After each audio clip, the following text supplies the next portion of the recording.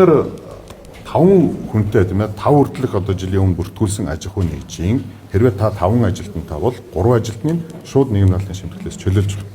За энэ маань одоо шинээр стартап буюу шинэ бизнес эрхлээд нөгөө 5 хүнийг нийгэм даатгалын шимтгэлийг төлмөр байдаг, хөрөнгө мөнгө байгаад байдаг тийм ээ. Та бүхэн маш сайн мэдэн дээ. Чин заримдаа нийгэм даатгалын өрөнд орсон л одоо цохиж явдаг шүү дээ. Тийм учраас одоо энийг болвол тий одоо байгуулагдсан байгаа бол таны 3 ажилтныг чөлөөлж таныг одоо энэ бизнес эрхлээд хөл дээрээ босгоход нийгэм даатгалын шимтгэлд дарамт болоод байгаа юм уу да? Энэ судалгаагч бид нар маш тал талын судалгаанууд хийсэн.